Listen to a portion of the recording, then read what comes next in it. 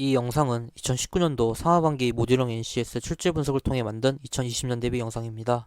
바쁘신 분들은 스킵보다는 배석을 추천드립니다. 피셀청 중심이었던 시험에서 모듈형이 확대됨에 따라 많은 분들이 모듈형도 공부를 하고 있습니다. 피셀청과 모듈형의 큰 차이는 모듈형은 피셀청과 달리 이론 내용을 알지 못하면 풀 수 없는 암기 과목과 같다는 것입니다. 그럼 그 암기를 무엇을 보고 하느냐? 바로 산업인력공단, 일명 산인공에서 제공해주는 워크북을 통해서 공부를 할 수 있습니다. NCS 홈페이지에 가보면 학습자용 파일과 교수자용 파일이 나와 있습니다. 그러면 여기서 한 가지 의문이 들 것입니다. 교수자용과 학습자용, 굳이 둘 다 봐야 할까? 교수자용이 학습자용보다 내용이 더 많고 학습자용을 포함하고 있기 때문에 교수자용만 봐도 된다고 생각하시는 분들이 많습니다.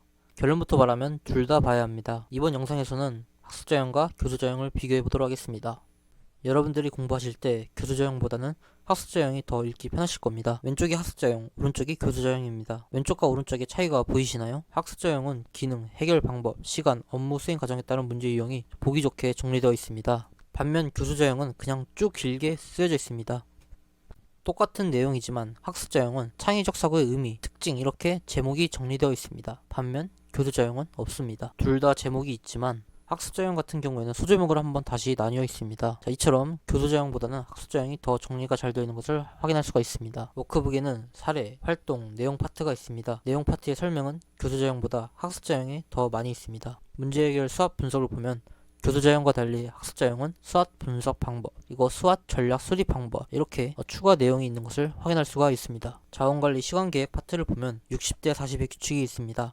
교수자용에는 이런 것이 있다고만 제시할 뿐 그에 대한 설명은 없습니다. 반면 학습자용은 2페이지에 걸쳐서 설명을 하고 있습니다. 이 내용은 작년 서울교통사에서 출제되었습니다. 교수자용으로만 공부를 했다면 못 풀었을 겁니다. 이처럼 학습자용에 내용이 더 많이 있는 것을 확인할 수 있습니다. 그렇다고 학습자용이 교수자용을 다 포함하고 있는 것은 아닙니다. 자원관리 일중독자의 특징을 보면 내용이 서로 다른 것을 확인할 수가 있습니다. 따라서 여러분들은 학습자용, 교수자용 각각 다 확인하셔야 합니다. 워크북을 스스로 요약하여 단권을 하시는 분들이 많습니다. 그런데 요약을 하실 때 사례와 활동 파트는 제외하고 내용 파트만 요약하시는 분들이 많습니다. 사례 파트에도 이론과 기법, 법칙 등이 있습니다. 파레토의 법칙이 나와 있는데 파레토의 법칙 같은 경우에는 일반 상식에도 많이 나오는 내용이기 때문에 꼭 확인하셔야 합니다. 해당 내용은 교수자용은 없고 학습자용만 있습니다. 여러분들이 사례 파트도 안 보고 학습자용도 안 보면 이런 법칙이 있는지 확인할 수 없겠죠. 활동 파트도 사례 파트와 마찬가지로 꼭 확인하셔야 합니다. 스마트 법칙이 나와 있는데 이 또한 교수자용에는 없고 학습자용만 있습니다. 물론 학습자용에는 없고 교수자용만 있는 것도 있으니 여러분들은 학습자용, 교수자용 각각 다 확인하셔야 합니다. 교수자료 역시 중요합니다. 여러분들이 교수자료를 공부를 안 한다면 굳이 교수자용을 볼 필요가 없습니다. 학습자용에 보면 보다 심화된 내용은 교수자료를 참고하라고 되어 있습니다. 해당 페이지를 가보면 이렇게 학습자용에는 없는 교수자료가 있습니다. 패스트 패션 같은 경우 작년 서울교통공사 시험에 관련된 문제가 출제되었습니다. 또한 국제기준 ISO와 관련된 문제도 출제가 되었습니다. 이처럼